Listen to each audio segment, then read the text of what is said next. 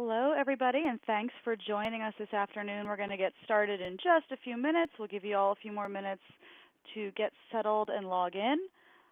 In the meantime, I believe you all do have access to the attendee chat over on the left-hand side, so feel free to log in, say hi, let us know where you're participating from, and we'll get started right after 2 o'clock. Great, I'm seeing people from all over. Oh, look, Wayne, Pennsylvania. I know it well. Hello. Overland Park, Kansas. Hi. Massachusetts. Mississippi. Great. Thanks for joining us.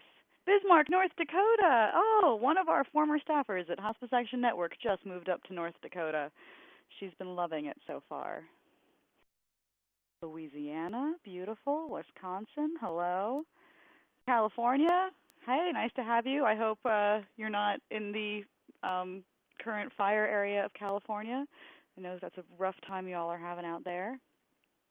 Virginia. Oh, local people. Great, thanks. The NHPCO offices are in Alexandria, Virginia, so shout out to everyone in our area.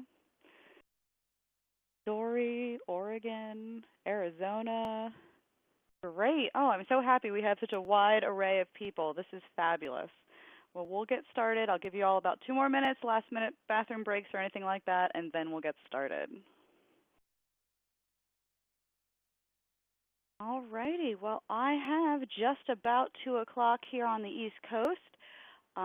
So let's go ahead and get started. Hopefully everyone can see our opening slide now. If you do have any problems during the webinar, let us know in that attendee chat area. I'll do the best I can to make sure everyone has a pleasant webinar experience. My name is Lauren. I am the Advocacy and State Relations Manager with the Hospice Action Network, a derivative of NHPCO. I am joined today by Catherine Kemp, who you all should know, as Director of the We Honor Veterans Program. Catherine, are you out there? I think Catherine's on mute, but she's going to be joining us as we go throughout the webinar. I'm also happy to be joined today by Samantha Gonzalez, who I will allow to introduce herself, but she is joining us from Capitol Hill today to give you a perspective about what it's like as a staffer to be on the receiving end of advocacy and learn about the We Honor Veterans program. So Samantha, would you like to introduce yourself? Certainly. Hi, everyone. As Lauren said, my name is Samantha Gonzalez. I am a senior professional staff member for the Committee on Veterans Affairs for the House of Representatives.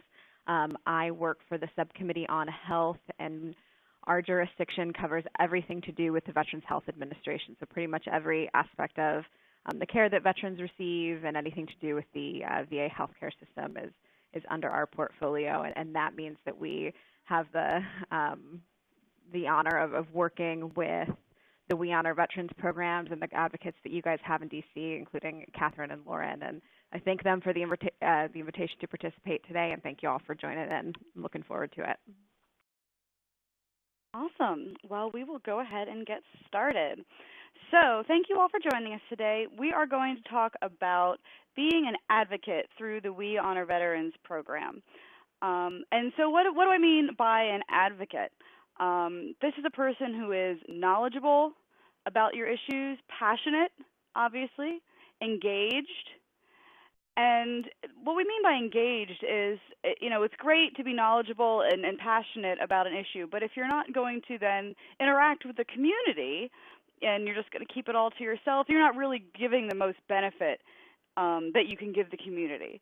So knowledgeable, passionate, engaged, and this can be towards several different audiences. It can be towards policymakers, which is obviously what we're going to focus on mostly today, but it can also be to the general public, educating people that veterans have unique needs. This program does exist. How can people access this program? To the industry, which is part of what Catherine does, help hospices learn that this program is available, that this is a program that is out there in the community, and how a hospice can participate in the We Honor Veterans program. And really to whoever has the power to help you with any situations or problems you or your patients and families might have. So as an advocate, we're going to talk mostly today about advocacy towards policymakers. Why policymakers? Well, they are the ones who have the power to make the most help for your patients and families. Obviously, the Veterans Administration is funded and controlled by Congress. The VA administrator is appointed by the President and confirmed by Congress. And because they are the ones with the power, it is so essential that they be educated on the issues. You know, I mean, what you all do every day in terms of on the ground patient care with patients and families, understanding what a veteran is going through at the end of life, all of these things might not get to the person who actually makes the decision about what gets funded or what kind of care is covered or any of these things that are going to affect patients. So it's incredibly important that people who have that information, you guys, are able to pass it to the people who are making these important decisions. So I'll invite Samantha to jump in here with us. When you're talking to constituents, and in your experience on the Hill, what do you think is a good characteristics of an advocate? Sure, I'll be happy to jump in. So I think that the characteristics that were laid out here on the slide are all excellent. We really rely on the input that we receive from the folks on the front lines who are working with VA every day, working with veterans every day, and have better knowledge than we do up here as to how things are working, what the challenges are, what the changes are that need to be made. I mentioned earlier the portfolio that I have as a committee staffer, having everything to do with the VA healthcare system. So we are obviously intimately familiar with how VA works, what the national policies and programs are, who the leaders are here in DC, which is excellent. But that means from day to day, we might deal with, a problem with access to care, something to do with suicide prevention and mental health, something to do with, the construction of a VA medical facility. That's a really broad portfolio. And most of who I imagine that you all will be interacting with are folks who represent individual members of Congress. And so they might have a veterans portfolio and also be responsible for healthcare in general and transportation or whatever else their issues might be, which is also quite broad. So given that, it's really important that we hear from those of you on the front lines who can give us insight that we aren't able to have from our roles. And being, informative, being able to talk about how the programs are working, what the issues are that you and your patients are dealing with is incredibly valuable to us. One thing that I would, encourage you to do is make sure it can be a difficult balance, but it's important that we hear both the personal story, what issues you are having at your organization locally, and then also if there's a case to be made for, a broader issue that could be affecting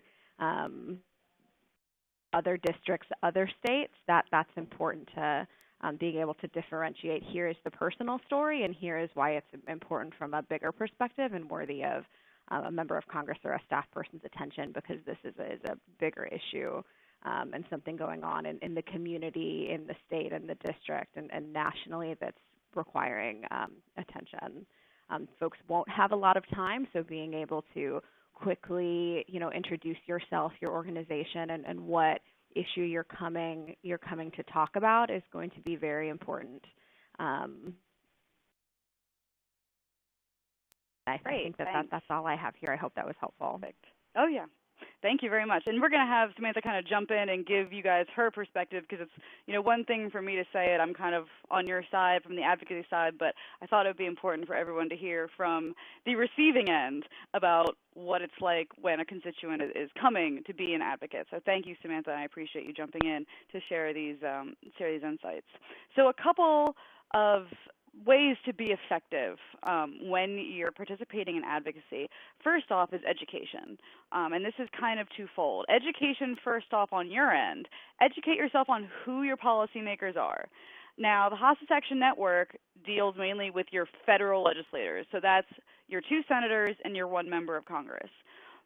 Many of you are also involved in your state hospice organizations, which is fabulous. They do focus on your state issues. If you have any Medicaid problems, anything like that, you're going to want to talk to your state org. They deal with Medicaid. We at the federal level deal mostly with Medicare and, of course, with the VA. So educating yourself on who your policymakers are. We have a link on our website, hospiceactionnetwork.org/advocacy toolkit, where you can type in your address and figure out who represents you. It's also important to know what district your program is in. So you can type in the address of your site and find out which member of Congress represents you. Obviously, senators represent the whole state, but the U.S. House of Representatives is broken down into all the districts. And when you're hosting an event, we're going to get to this later, inviting the member of Congress that your site, your program is in their district is a great way to reach out and make sure that they are educated. So once you know who the people are you need to talk to, the next job is to educate them on what you know about veterans and their needs. First and foremost, let them know that the We Honor Veterans program exists. We try and do that on our end. We send them emails. We have briefings on Capitol Hill. But it's so much more important for members of Congress to know that, wow, in my district, in my neighborhood, this program is there. Because also, members of Congress work very closely with the VA. They have constituent services representatives that assist with requests with federal agencies. Shout out to Arizona. We are getting help from Senator McCain to try and track down Purple Heart for a veteran who's in hospice care. So they have contacts, and they might be able to, put two and two together and say, hey, we're working with this family, with this veteran over here. Maybe they should be connected with a We Honor Veterans program over here. So just letting them know that this service is available in their community is incredibly important. And then, of course, tell them the program exists, and then tell them why it's beneficial. Why is this needed in your community? Do you serve a particular subset of veterans? I know a lot of people are seeing more Korean War veterans, Vietnam-era veterans, have completely different needs and completely different experiences than some of the World War II veterans. And this can take several different forms, as I'm sure you all know, but making sure that the members of Congress are aware that these services exist and how it affects your community. And additionally, most importantly, perhaps from a policymaking standpoint, is what needs do you see that are not being met by the current policy realm? Are you having a problem getting services? Are you having a problem with Medicaid, Medicare, anything in the policy realm that you want to say, hey, Mr. Congressman, this is an issue that really needs to be addressed that is affecting my patients and their families? So those three basic levels of education are a great place to start when you're just getting to meet your members of Congress. So after you've done that initial, I know who you are, you know how I am, you want to build a relationship. And Samantha, I'll ask you to talk a little bit more about this later, but you want to make sure that policymakers and their staff know who you are and trust what you say. And this is, kind of basic human relationships, right? If some person you've never met before and you don't know comes up to you and says, hey, do this thing for me, you're going to keep walking, right? Most people are. I don't know, maybe that's just an East Coast thing, but usually I keep walking. But if someone you know and you trust, who you've seen before, who you know who they're associated with, is like, hey, can you help me out with this thing? You're more likely to give them at least 5 minutes of your time, right? You're more likely to hear them out. So you want policymakers and their staff to know who you are before you need them to do something for you. They should already know that the We Honor Veterans program is there, have a general idea of what you all do. You work with veterans at the end of life, and be able to reach out to you if they have questions, if there's something going on, if they have a constituent services representative come to them and say, oh, I've got a veteran here, he needs some services, he might be eligible. Oh, didn't we hear about this We Honor Veterans program somewhere in our district? You want to be the person they think of when questions like that come up in their office. And, this is not necessarily something that comes easily. It does take a little bit of work. We do recommend repeated personal touches throughout the year to build that relationship. Now, I'm not saying you ring their phone off the hook every day. That's a good way to get on the bad list. But 4 times a year, maybe. a personal email or phone call, a personal meeting in the district or the state or in DC, inviting them to events that are occurring at your program, or just having them come when it suits them to tour your facility, meet your staff, attending community events. They have town hall meetings, they have Congress on your corner, they have open office hours, sometimes they have mobile office hours. I've seen some of them lately actually doing like online Twitter office hours. Anything that gets them to connect you with, okay, this person is knowledgeable, they're educated, they are plugged into this We Honor Veterans program, and this is a person that I can trust when they come to me with something. So we do recommend 4 per year, and I know that for some people that can be a lot, so I'm not saying it necessarily has to be one person, but your organization 4 times a year. And we do, through Hospice Action Network, have template letters, other suggested things we can provide for you. That personal email could be something as simple as, hey, Hospice Action Network just told me that this new piece of legislation just came up in Congress. Here's some information about it. Just wanted you to know that we as a program in your district are supportive. That's it. It doesn't have to be, a 6-paragraph long email telling them everything you did last week. They're honestly not going to read that. So keep it short, keep it simple. Be the resource for information about veterans and end-of-life care. And additionally, as I kind of mentioned, social media is actually a great way to get educated on both sides. Following your legislators on social media, great way to figure out kind of who they are, what are they interested in, where in the district or state are they? Is this someone who's working really heavily in healthcare and they're pretty educated and they know about hospice and they're plugged in? Or is this someone who you might have to have the conversation, okay, so hospice cares for people with a terminal illness.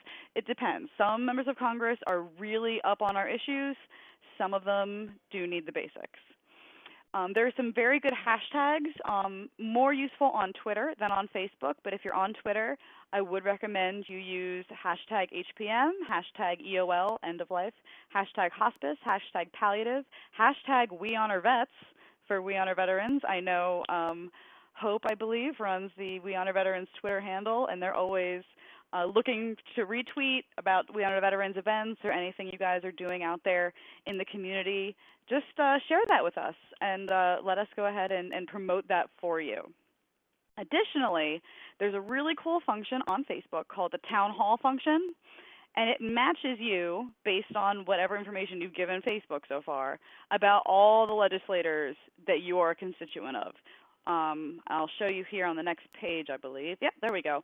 So if you go over and you're on Facebook, and yeah, this is my Facebook, so now you all know where I live. Look at the red circle there, the Explore button. If you click on that, the Town Hall feature, you kind of have to scroll down, but it says Town Hall, and it matches you with all your representatives from your county all the way up to the president. And you can automatically follow all of them or just click on some, depending on who you want to follow. But then when you comment, it shows them that you are a constituent. So you are automatically verified as like, okay, this is not someone's crazy uncle. This is actually a person who lives in my district, and they will take your comments way more seriously. I was actually at a conference a little while ago where they said, and maybe Samantha, you can answer to this, that members of Congress now aren't even looking at comments from people unless they have the constituent badge on there from Facebook, because, I'm sure you can understand if you were a member of Congress and maybe you're from Illinois, but you're getting comments from people in California, your constituents in Illinois are much more important than what someone in California thinks. They have a California congressman who can answer, their questions. So making sure that your members of Congress know that you are a constituent is one of the most important things to making sure your comments are being taken seriously. So if I can ask Samantha to jump on the social media perspective, I have a couple questions here for you. Sure. I know you're committee staff, so it's slightly different. Right.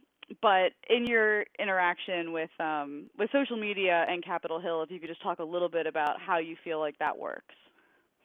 Sure. First, I just want to reiterate what you've been going over in the last couple of slides. I think that's really great information, and I would second everything you said on the importance of making sure that you are making contact with whoever your local representatives are and establishing a relationship with them and their staff.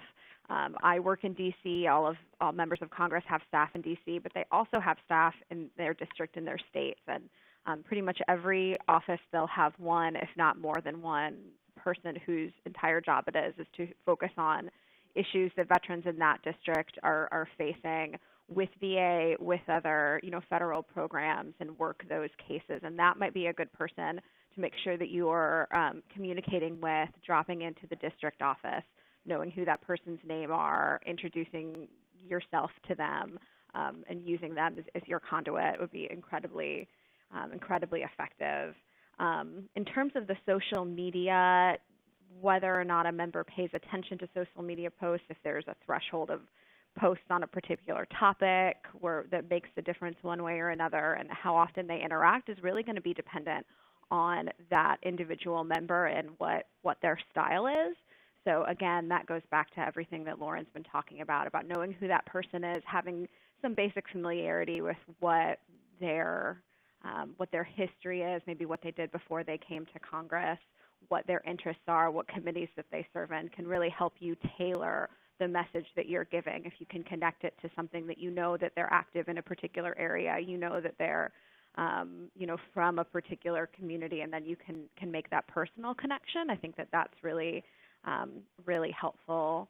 Knowing the staff, and these could be great questions to ask them, how that office views social media. I think that really can vary member to member, though with the caveat that every member certainly has social media, and that is something that they and their staffers are certainly looking at and monitoring just to see what sort of feedback that they're getting. And it can be helpful if there's an uptick in comments on a particular issue to target the member or the staffer's time if there's something that needs to be looked into further.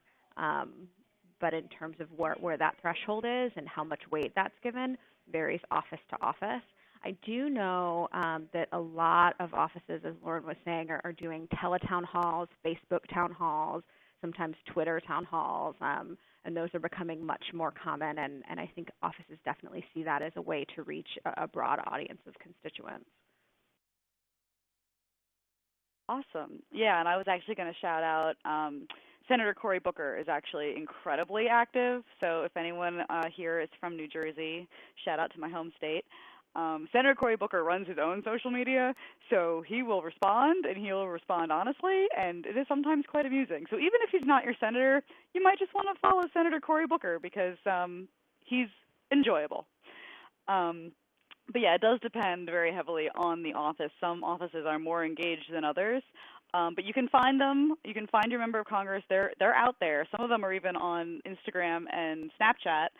And just figure out who they are. You'll get a better sense of who they are as a person and what they're interested in by following them, so that then when it comes time to reach out, you're able to make that personal connection, like Samantha just said.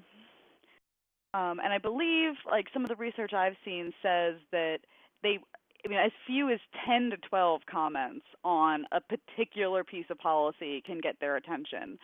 Each member of Congress does represent, I think, 700,000 constituents in general, but most of them don't contact their member of Congress. So if you can be one of those people who do, then they will pay attention. So you've done the figuring out who to talk to, you've done the education, you've built the relationship. Okay, well, now what? So now is the whole point, the ask. The entire point of doing all of this, rather than just, being an involved American in your democracy, which is also well and good, the whole point is to make an ask. You do eventually want them to do something for you. So, is it always a policy ask? No, not always. Sometimes it is, like our friends in Arizona, they need help finding a missing Purple Heart for a veteran who is in hospice care, and it helps when you already know Senator McCain's staff to connect with that constituent service representative and help expedite that process. An ask could also be, hey, please come to our We Honor Veterans event, and we're going to cover that in a couple slides. many times your ask is going to be policy related, either support X bill or oppose X bill. But the main point is you need to be clear what you want them to do. I have been in meetings before where, and Samantha, maybe you've had the same thing, where someone comes in and they have a whole folder full of information and they talk a whole lot about something and then they shake your hand, thank you for your time, and walk out the door, and you're like, and did you want me to do something for, am I supposed to, and it's unclear. So always make sure if you have an ask that they know what it is. I really would appreciate your support of the Rural Access to Hospice Act. I really would appreciate your support of the Patient Choice and Quality Care Act. I really want you to oppose the We Hate Hospice and Veterans Act. I made that up. It doesn't exist. But you get the idea. So make sure they know what you want them to do so that they can do it for you. So let's move to, the main point here, hosting a We Honor Veterans ceremony. This is a great ask. When you have started to build that relationship, maybe they haven't ever been to a We Honor Veterans ceremony before, maybe they haven't been to your program location or anything yet. This is a great way, a soft, early ask, before you have to ask them to do something difficult politically for you. Have them come over, give them a cup of tea, introduce them to the We Honor Veterans program. So many of you already do something like this. You have to do your community outreach to reach your stars and your levels for We Honor Veterans. So it's not really a huge difference from the things you're already doing. The ceremony is still 100% focused on the needs of the patients and the families. They are your number one priority all the time. And that does not change just because you are inviting a member of Congress. There are some tweaks, but if a veteran says, I don't want a member of Congress there, that's fine. If a family says, ooh, we don't really want to do the whole brass band on the stage thing, we want something small, that's fine. I've seen programs do really nice, major 2-hour planned events, and the whole town is there, and it's fabulous, and it's great. And I've had some members of Congress attend beautiful, intimate, 5-person ceremonies in a living room. And whatever works for you and your patients can work for a member of Congress. Ideally, it is something you already do. Veterans Day is coming up in November. Many places do kind of have a traditional Veterans Honor Ceremony that they do every year around that time.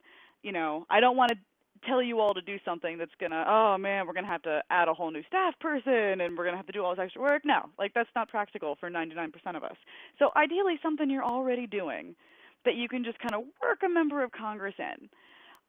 They can have an official role in the ceremony, but honestly, and Samantha maybe can speak to this as well, from their perspective, they have the opportunity to honor a veteran on behalf of the U.S. government.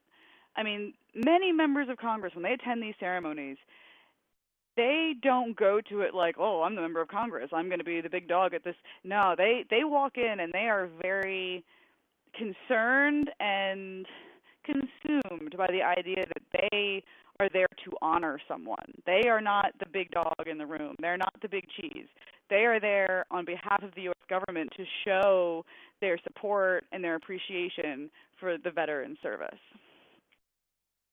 So I'll wrap Samantha in here and say, in general, what is a good ask as opposed to something that you're not totally sure what the person wants you to do?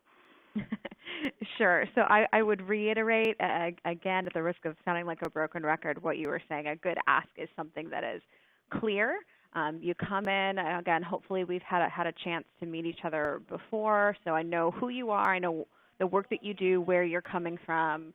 You can explain to me if it's a particular issue, what that issue is, and then what we can do about that, how we can help resolve an issue, change a policy, support or oppose a bill, whatever the particular case might be. It might be that the ask is clear to you and it's not clear to the member or the staff, so just making sure that you're sensitive there and allowing them opportunities to ask questions and clarify, what your position is.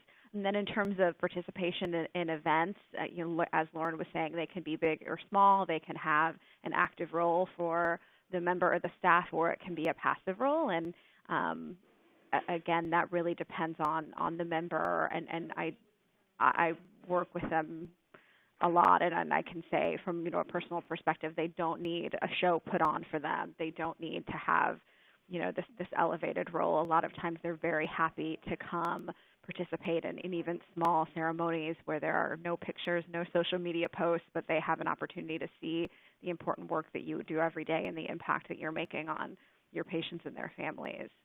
What else makes a good ask? Certainly if it's coming from a known source and the ask is a personalized one. Again, getting back to the importance of establishing a relationship. And a good ask is realistic. Members of Congress and their staff have very busy schedules and they handle a lot of different issues. So being understanding of that, if they're not able to make time to accommodate a meeting or participate in an event, certainly doesn't mean that they're not interested in the work that you're doing and they don't find it valuable. It just might be that there's only so many hours in a day. And particularly when it comes to members, they're splitting their time between being here in D.C. for committee hearings and votes and being back in the district. So they might not be in your community on the day that an event is. And in that case, they might choose to send a staffer in their place. Please don't be discouraged by that. That's very common practice, and again, does not mean that the member isn't interested in what you're doing. They rely on their staff to be there and be the proxy when they're unable to make it.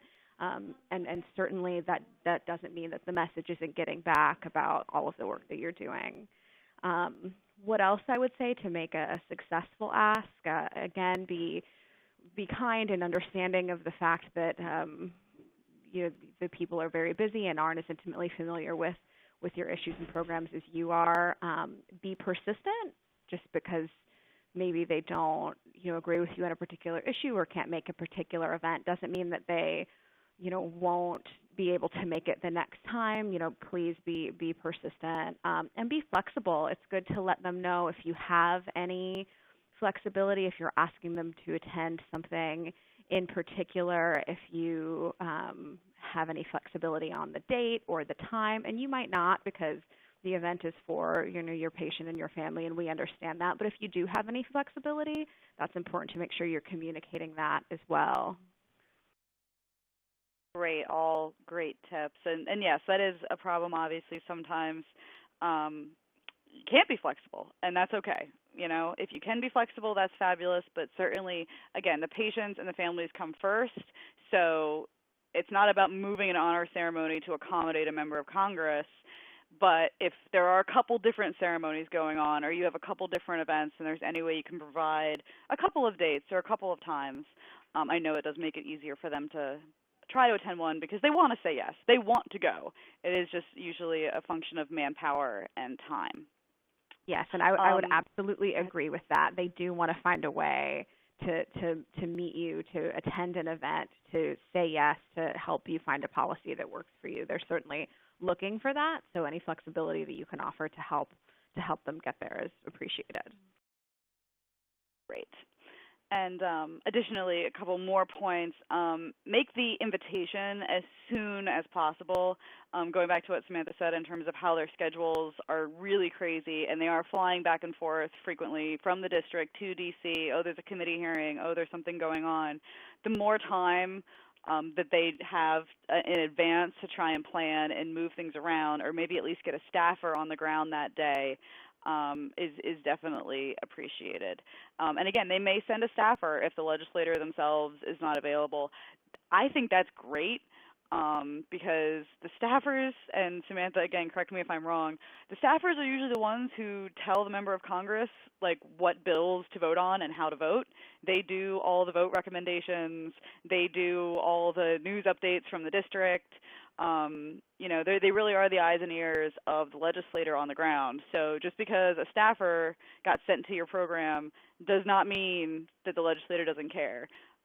They are, in fact, maybe even more important to have on your side. I would agree with that, and also note that if a staffer is able to attend, that could also help the next time so that they can go back and say, no, this was really valuable, we need to make sure that it's something we're able to do next time and stay in touch with you. Or again, they've attended one of your ceremonies, seen the work that you do, and then later there's a policy that you're advocating for, can help make sure that's communicated and properly weighted as well, because they've been on the ground with you and seen all that you do. Definitely.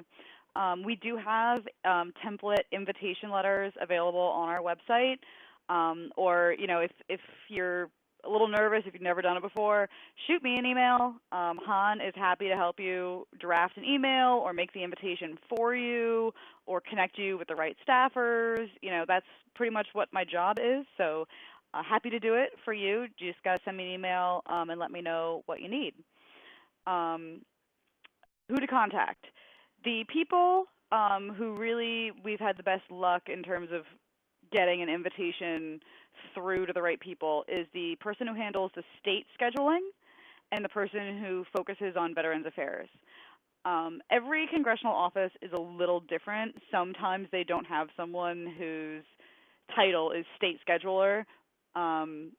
So again, if you're not sure who to contact or you have no information whatsoever, just email me. I will hunt down the best people to find for you and connect with you. And if you if you have a flyer, or if you just want to send me the information and say, hey, Lauren, make this invitation for me, I'll do that. I'll CC you. You can kind of outsource it to us, and we can handle that whole process to you. And I did want to make a note down here. Yes, we do it via email. Snail mail takes way too long. It has to go to like an off-site facility and go through security. And Samantha, do they still like irradiate all the mail? I know for a while there they were doing that. Mail would come in. Yeah, they do. It goes to an off-site facility and is irradiated for all sorts of things, and then it's delivered to us. So there's a several-week lag time, even after you're accounting for the extra time it takes just to send something through the mail. Yeah, so email and phone calls is the way we communicate with Capitol Hill these days. Getting mail is nice, but if you want it to be timely, email and phone calls. Additionally, I know some people, especially now that we're getting just about a month out from Veterans Day, what if it's a last-minute thing where we put this thing together and it's happening right now and, oh, my gosh, is it too late to invite them? No, invite them anyway. I would say in that case, definitely do an initial phone call. Time is of the essence, and what if the person you're emailing is out of the office or something? So I would call the district office as soon as you have your ducks in a row. Let them know that this is going on and that you'd love to have someone. You might get lucky, and it might be during recess, and maybe the legislator is back in the district. More likely than not, we'll get a staffer. But just because your event is last minute or you forgot to make the invitation until last minute, that's okay. Do it anyway, and even if they can't make this one, at least now you're on their radar for the next time you have an event. Make it standard protocol. Whenever you're hosting an event, if you do the same event every year or you have a system for how you do your We Honor Veterans pinning ceremonies, just make it part of the whole thing to either email me and tell me about it, and I'll make the invitation, or I can also send you the email addresses, and you can just do it yourself. Email the staffers every time you're having one. Just let them know, especially for them, if they know that there's a couple different ones coming up, they can be flexible about making sure they can get someone out to attend at least one. I do recommend, if you have the manpower, and I know this is a problem for so many organizations, if you can make it one person's job so that there's the one person who knows, okay, on my list of things to do today, got to email the staffer. It makes it a little bit easier for you all to make sure that job is getting done, and also for the member of Congress to be like, okay, who did I talk to at that program? What's that person's name? If it's the same person over and over again, it does just make it easier to keep everything flowing and make sure things are getting done. And, of course, call us. This is what we do here at NHPCO. That is our job, to connect you with your member of Congress, to help you have these events, help you suss out ideas. If you have an idea and you're like, well, I want to do like a We Honor Veterans roundtable, but I also want to invite the guys from the VFW post down the street, and I might also invite the mayor, and that's great. Call us. We can talk you through it. We can have a whole plan laid out. Happy to hear whatever awesome ideas you guys have for how you want to engage with your legislators at the federal and state and local level. So we did briefly touch on possible roles for any members of Congress you might invite. And it's great if they want to have a specific role and you have enough time and it works for the veteran and the family, but there's kind of a lot of moving parts involved there because sometimes you will only get like a drive-by visit. They might only have half an hour, maybe an hour that they can stay at your event. So if you can work around that and it works with everything else you have going on, I've seen members of Congress, lead the Pledge of Allegiance. They might present a flag that flew over the Capitol. Those do need to be requested in advance, but you can call your member of Congress and do a flag request. They will fly a flag. They can do it on a specific day, or they can do it in honor of a specific person, and then that flag will be delivered to the person. They could say a few closing words, maybe read a passage from something. It really depends on how you want to set up the ceremony, but because that does take a little bit more planning and whatnot, it's really not essential. I would talk to the staffer or the member of Congress that's coming, see if they want a role. Lovely if they do, but certainly not essential. And again, keep the focus on the patient and the family. The member of Congress is just there as an additional honor for the patient. The patient is still at the center of everything we do, and nothing should overshadow their wishes and what they're comfortable with. So I'll bring Samantha back in. A couple of questions I laid out in advance. Why would a legislator want to attend a We Honor Veterans ceremony? Is there something specific they're looking to learn from a ceremony like that? I'll let you address that. Sure. So they want to attend, as we've been saying, to learn about who you are, what work you're doing in the community, who you're serving, how you're serving them, and what sort of issues that you're facing, what sort of successes are you having. Every member likes to brag, for lack of a better word, about all of the good work that's happening in their community. So anything that you can give them to show, here is what we're doing well here. And then they can take that back to DC with them and say, how can we spread the best practices? How can we make sure that all communities have, the advantages that we have or are learning from the good work that we're doing? Or if we're having issues, what else is out there? How can we learn and overcome what sort of challenges that we're facing? It empowers them to work on behalf of veterans because it gives them a good knowledge base to work on. We're confronted with so many different issues, so many different, policy advocates on every issue, but really being able to have that personal experience of going into one of your organizations and seeing firsthand what you're doing is incredibly important to then take back with them and, apply that when somebody is asking them to advocate for a particular policy or support a particular bill. They'll have that experience to draw from, and also know who you are so that they can go back to you and see, would this be helpful to you or would this be a hindrance? In terms of what makes a good event, the location, I think that's flexible. Every member will want to attend in their particular district, in their particular state, which is why it's important to know who your representatives are. But the location, I think, is really flexible as long as if you're asking a member to attend, you're aware of if it's a time the member will be in the district and not in DC voting. And then the length is dependent too, with the caveat that Lauren was saying that a lot of members won't have a lot of time at any particular event. So just to be, aware of that you might only have a half hour to an hour, but that there's still a lot of good that can happen in that short amount of time. Great. I want to continue to move along because I want to make sure we have time for questions, so I'll try and speed up a little bit here. After the event, so you've made a successful invitation. It was accepted. They came. They had a fabulous time. It was wonderful. Always send a follow-up thank you email. Include any pictures of the event. And this is, I'll pause for a second and say, if you're going to do pictures, just make sure that's okay with everybody. Obviously, patient and family come first, so ask them what they are comfortable with. If they want to have pictures taken, they need to probably sign a waiver, something like that, allowing you to use their picture. And ask the member of Congress too. Some members of Congress, like contrary to popular belief, they are not all publicity hounds. Some of them are actually rather shy, and some of them take their responsibility towards veterans very, very personally, and they don't want it to look like they're doing any kind of campaigning while they're doing this. So just talk to everybody involved and make sure everyone's cool with pictures or with press if you're inviting press. But if everyone's cool with it, then share any pictures you took with the member of Congress.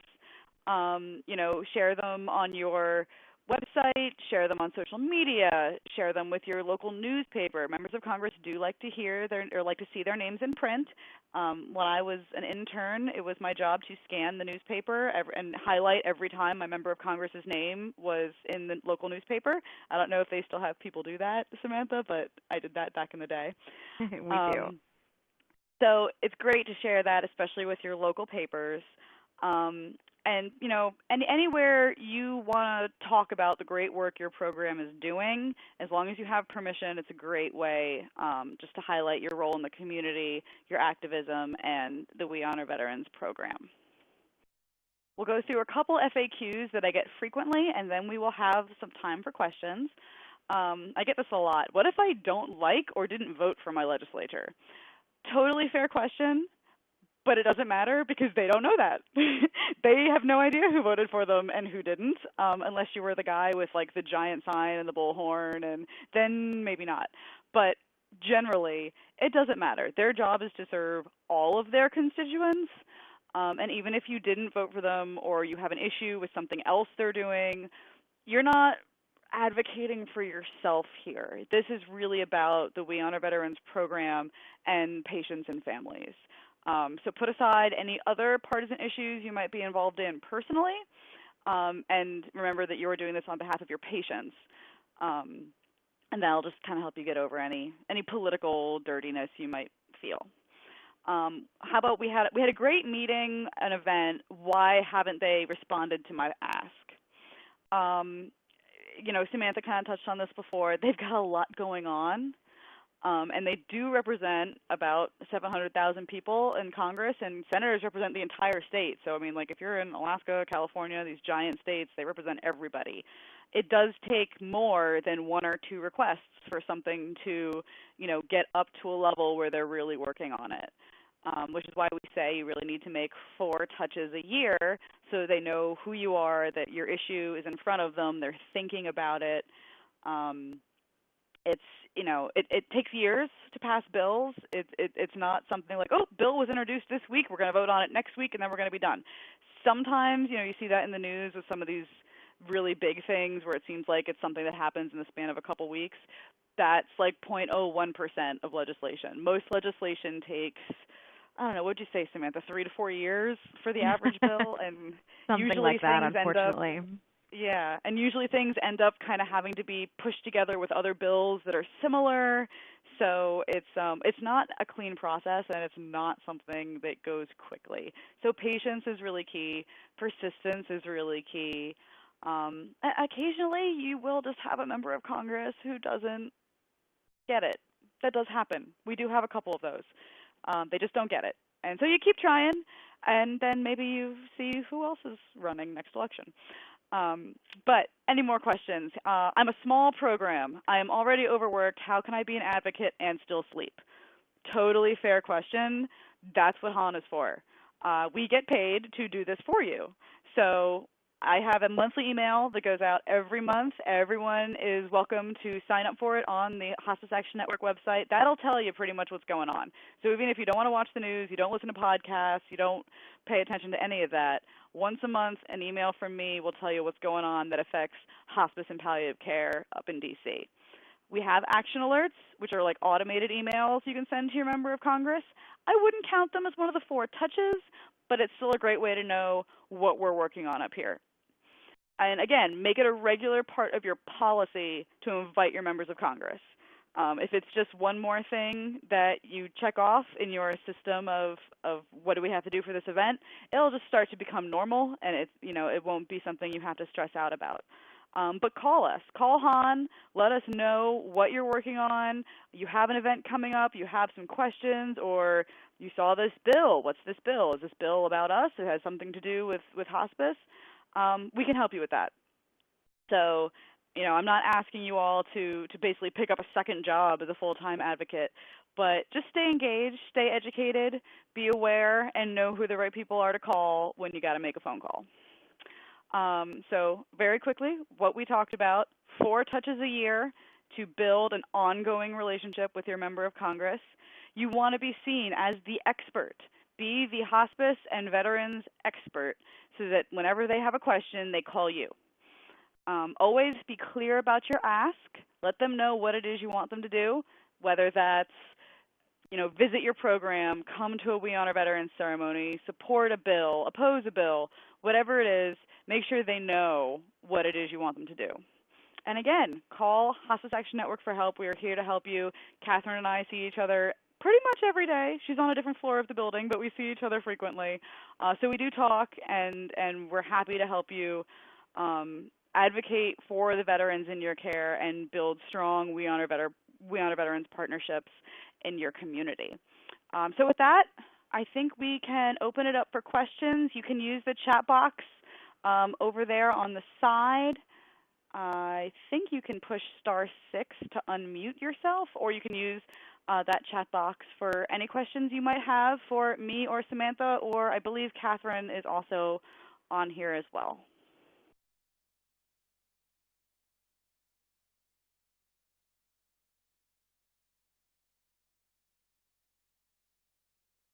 I actually have a quick question for Samantha.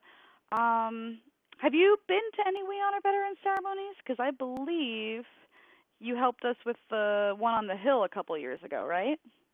Yes, I've been to an event that you held up here in Capitol Hill. I haven't been able to make it out and see one in the community, but if I have the time and opportunity, I would love to. Great. Yeah. So we have a request for anyone who's having an event. Let us know. We have a question. Is there a way to find out which members are veterans? Oh, great question. Yes, almost every veteran, every member of Congress has a bio on their website. So they'll say which ones are veterans, but that's actually a really great idea. I can make a list. I will make a list for everyone, and we will share it so we know which members of Congress are veterans. And then, if you live in that district, you should definitely reach out to those members, especially let them know that that's a thing. But, making a note. Thank you, Katie, for reminding me. That's a really great idea. I will do that.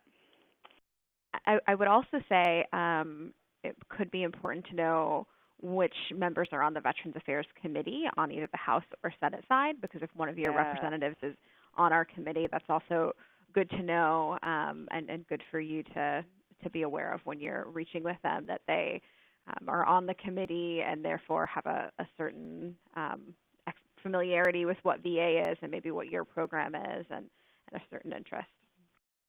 Definitely. And I believe your committee has a website people can go to, look up who's on the committee. We do. You can go to veterans.house.gov or veterans.senate.gov, and that'll take you to the House VA Committee website, which is chaired by my boss, Dr. Phil Rowe from Tennessee. Hello to any Tennesseans we might have on the line. And then veterans.senate.gov will take you to the Senate Veterans Affairs Committee, which is chaired by Senator Isaacson from Georgia. Great. And do you have any more information about how people can request a flag that's flown over the Capitol? I know I did that as an intern, but I don't know if the system has changed. Sure. I'm not too terribly familiar with that system myself because being a committee staffer, that's not something that we handle. Yeah. But I know that you can go, a lot of members on their personal websites will have sometimes a link that you can click for flag requests. And I think you can make a request there, or if you call their office, they can walk you through that process, what it entails and how long it takes. Yeah, I want to say that it was like a 2 to 3 week process, but I also remember like if you're trying to request a flag that was like flown on the 4th of July, you and everyone else. So right. If you do it in the off season, you might have a better chance. So But that is something you could do, but call your individual member of Congress to see what their process is. Yes, I can share as I get these lists about members of Congress and a committee who's on the Veterans Committee. We can definitely share them. We can probably post them on the We Honor Veterans website as well. A copy of the slides. Yes, we will. This whole webinar has been recorded, and I have up the PowerPoint that goes along with it, so we can make all of that available as well. Oh, another question. Can you give us an example of a successful We Honor Veterans event that was well attended by legislators? Yeah, there's several actually.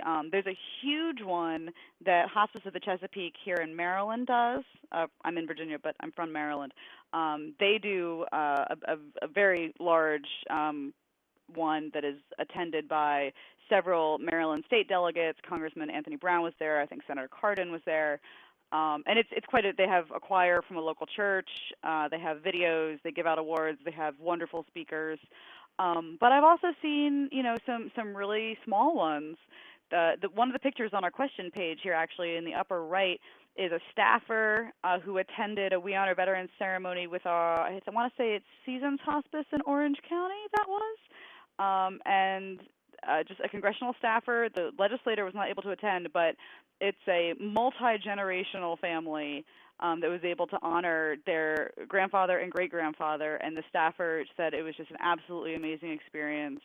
And that's the entire family plus the staffer there in that picture. So yeah, if you want me to connect you with anyone who has done it successfully, shoot me an email and I can connect you with some of our other We Honor Veterans partners who have already done it, and they can kind of give you a guidance for how they did it, and we can talk to you about it as well. All right, and I do just want to remind people in the 5 minutes we have left, if you have anything coming up, please email me. My job right now, between now and Veterans Day, is to get all the members of Congress out to a We Honor Veterans event. So if you've got anything cooking up, even if it's after Veterans Day, I'll take it. Let me know. Shoot me an email. Happy to make those connections for you. And please, any questions, anything you may have, we are here all the time. Follow us on social media, Facebook, Twitter, and let us know what's going on. You guys do great work. We love talking about you. You're so easy to talk about on Capitol Hill because everybody loves hospice and everybody loves veterans. So thank you for making my job wonderful. And please let me know if we can be helpful. Oh, yeah, it would be helpful if I gave you my email address. Sorry. My email is ldrew@nhpco.org. The hashtags for social media were hashtag HPM, hashtag EOL, hashtag hospice, hashtag palliative, it's a longer one, and hashtag We Honor Vets. Sorry, Catherine, go ahead. Oh, no. Sorry, didn't mean to jump in there. Just wanted to chime in and thank Lauren and Samantha again for all of this super, super useful information. And yeah, again, just remind everyone, all of these resources are online. We have an advocacy toolkit that's on the We Honor Veterans website right now. There's templates and tools for anything you could possibly need, everything from photo release forms to, draft letters of invitation, so that is there. And yes, we will definitely be putting this webinar and the PowerPoint up on our website for you all to access whenever you need it.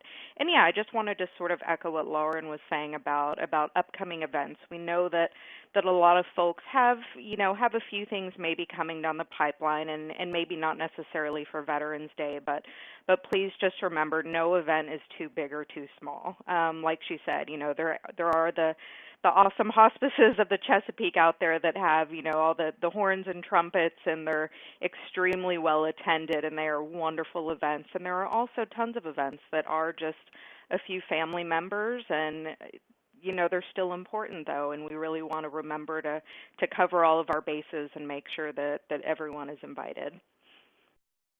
I would actually go out on a limb and say those smaller ones are really impactful.